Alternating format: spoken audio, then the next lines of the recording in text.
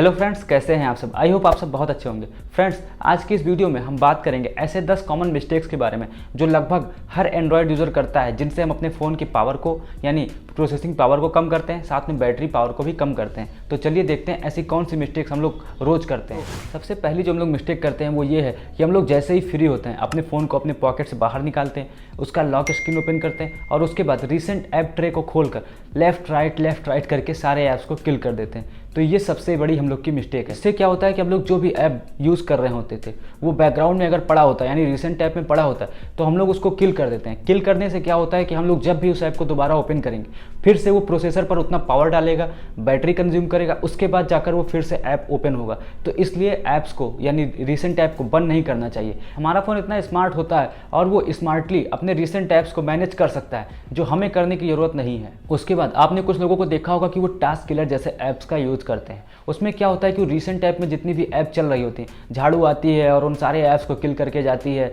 उससे क्या होता है हम लोग की बैटरी पे और प्रोसेसर पे बहुत ही बैड इफेक्ट पड़ता है। तो ऐसा बिल्कुल भी नहीं करना चाहिए।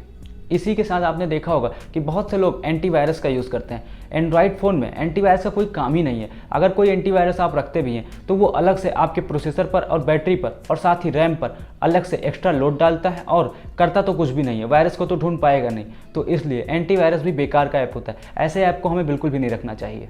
ये खुद बैकग्राउंड में चलते रहते हैं और जिनसे हमारा फ़ोन और स्लो हो जाता है। तो ऐसे ऐप को हमें इंस्टॉल करने से बचना चाहिए। इसके बाद हम में से बहुत से लोग ऐसा करते होंगे कि वो अपने ऐप्स की सेटिंग में जाकर कैशे मेमोरी को क्लियर कर देते होंगे। उससे क्या होता है कि हम लोग जो भी ऐप्स को यूज़ करते हैं उसमें जो प्री लोडेड डाटा होता है वो हम लोग क्लियर कर देते हैं। तो उसको क्लियर करने से बचना चाहिए। जब भी आप उसको क्लियर कर देते हैं, जो आप दोबारा से ऐप्स को किसी ऐप्स को मान लीजिए आप इंस्टाग्राम को रन करते हैं तो उसमें जो भी लोगों के प्रोफाइल फ़ोटोज़ हैं और भी जो आपने फ़ोटो अपलोड कर रखी है, तो अगर आप कैशे मेमोरी को क्लियर कर देते हैं तो ये सारी प्री लोडेड जो रहती है वो क्लियर हो जाती है। और जब भी आप इंस्टाग्राम को दोबारा ओपन करेंगे तो ये फिर से आपके प्रोसेसर पर लोड डालेगी और आपके इंटरनेट डाटा का भी यूज़ करेगी। तो ऐसा करने से बचना चाहिए। उसके बाद आपने कई लोगों को ऐसे देखा होगा जो बहुत से सेंसर ऐप का यूज़ करते हैं। उसमें क्या होता है कि बेसिकली पीछे डबल टैप करने पे स्क्रीनशॉट ले ले, या पीछे डबल टैप करने पे कैमरा ऐप ओपन हो जाए, या शेक करने पे फ्लैश लाइट जल जाए, या अपने हाथ को फ़ोन के सामने से ऐसे लेफ्ट राइट मूव करने पर फोटो चेंज हो जाए या गाना चेंज हो जाए। तो ऐसे ऐप को बिल्कुल भी यूज़ नहीं करना चाहिए। ये सारे ऐप हमारे फ़ोन पर 24/7 ऑन रहते हैं क्योंकि इनको आपके हाथ के एक ही मूवमेंट पर रिस्पॉन्स करना होता है। ऐसे ऐप आपके बैटरी पर फिर बैड इफेक्ट डालते हैं और साथ ही प्रोसेसर पर भी बैड इफेक्ट डालते हैं। तो ऐसे ऐप को बिल्कुल भी यूज़ नहीं करना चाहिए। मैं ये नहीं कह रहा हूँ कि आप बिल्कुल भी यूज़ मत करिए। कुछ फ़ोन कंपनियाँ पहले से ऐसे ऐप को इंस्टॉल कर देती हैं तो आप जो प्री इंस्टॉल्ड है उनको यूज़ कर सकते हैं, लेकिन आपको अलग से इंस्टॉल करके नहीं यूज़ करना चाहिए। उसके बाद हम लोग जो सबसे बड़ी गलती करते हैं वो ये है कि हम लोग व्हाट्सएप पर जो भी अनवांटेड लिंक्स आती हैं यानी फर्जी लिंक्स आती हैं हम लोग उनको ओपन कर देते हैं बिना कुछ सोचे समझे। ऐसे लिंक को हमें ओपन करने से बचना चाहिए। ये सारे लिंक हमारे फ़ोन का डाटा चोरी कर लेते हैं। ऐसे लिंक को हमें ओपन करने से मिलेगा तो कुछ नहीं, लेकिन चला ज़रूर कुछ ना कुछ जाएगा। यानी फ़ायदा तो कुछ नहीं होने वाला, लेकिन लॉस ज़रूर कुछ ना कुछ हो जाएगा। इसी के साथ बहुत से लोग GB व्हाट्सएप, FM व्हाट्सएप या बेबी व्हाट्सएप या पिंक व्हाट्सएप ऐसे बहुत से व्हाट्सएप का यूज़ करते होंगे जो उनको कुछ एक्स्ट्रा परमिशंस दे देता है। इसमें क्या होता है कि आप अलग से अगर कोई व्हाट्सएप इंस्टॉल करते हैं तो उसमें आपको कुछ एक्स्ट्रा परमिशंस तो मिल जाती है, कुछ एक्स्ट्रा चीज़ें करने को तो मिल जाती है, बट साथ ही आपकी जो व्हाट्सएप की सिक्योरिटी है वो ख़त्म हो जाती है। और जो आप मैसेज किसी को करते हैं, मान लीजिए कोई मैसेज आपने किसी को किया तो वो जो हमने आपको किया तो मेरे से डायरेक्ट मैसेज आपके पास जाना चाहिए, लेकिन वो उस सर्वर पर होकर यानी जो भी उस ऐप को मॉडिफाई किया है, उस व्हाट्सएप को मॉडिफाई किया है, उसके सर्वर पर जाने के बाद आपके पास जाएगी। यानी अब आपका मैसेज प्राइवेट नहीं रह गया। और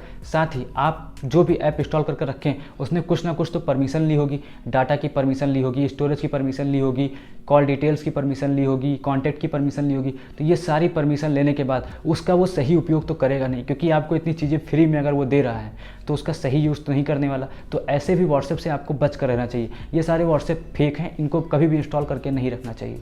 उसके बाद बहुत से लोग ऐसे पेड ऐप्स का APK डाउनलोड कर लेते हैं, तो ये भी हम लोग को नहीं करना चाहिए। ऐसे में क्या होता है कि जब आप कोई ऐप जो पेड है, जो प्ले स्टोर पर पेड में उपलब्ध है, अगर उनको आप फ्री में यूज़ करते हैं यानी आप फ्री में कोई ऐप डाउनलोड कर लेते हैं पेड वाले, APK फाइल डाउनलोड करके उसको इंस्टॉल कर लेते हैं, तो वो क्या होता है कि उनके साथ कुछ ना कुछ वायरस आ जाते हैं। जब आप प्ले स्टोर से कोई ऐप इंस्टॉल करते हैं तो वो गूगल की सिक्योरिटी से होने के बाद तब आपके फ़ोन में इंस्टॉल होता है, और जब आप कोई APK फाइल डाउनलोड करते हैं तो गूगल की सिक्योरिटी ख़त्म हो जाती है। यानी आपने खुद से एक न्योता दे दिया हैकर्स को कि आपके फ़ोन में डाटा को उठा सकें, यानी डाटा को चोरी कर सकें।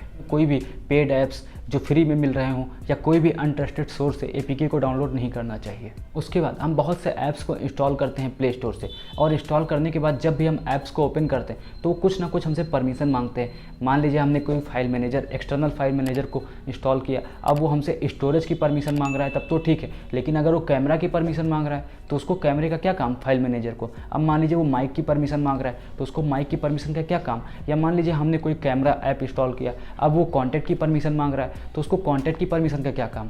कैमरे का तो काम है सिर्फ कैमरे से फोटो क्लिक करना या वीडियो बनाना, या माइक का काम पड़ेगा उसको कॉन्टैक्ट का तो काम है नहीं, तो कॉन्टैक्ट की परमिशन नहीं देनी चाहिए। आप अपने फ़ोन की सेटिंग में जाकर परमिशन सर्च कर ये देख सकते हैं कि आपने अपने फ़ोन के ऐप्स को, यानी फ़ोन में जो ऐप्स आपने इंस्टॉल करके रखे हैं उन ऐप्स को आपने कौन कौन सी परमिशन दे रखी है। इसी के साथ बहुत से लोग, हम में से बहुत से लोग ऐसे होंगे जो ना ही अपने फ़ोन को कभी स्विच ऑफ करते होंगे और ना ही कभी उसको रिबूट करते होंगे। 5 से 10 मिनट के लिए अपने फ़ोन को स्विच ऑफ करना ये बहुत ही अच्छा साइन होता है। 24 घंटे में, 1 हफ्ते में या 15 दिन में फ़ोन को स्विच ऑफ जरूर कर दीजिए। 15 से 20 मिनट के लिए फ़ोन स्विच ऑफ होकर ऑन होने के बाद एक फ्रेश लुक में फ़ोन चलेगा।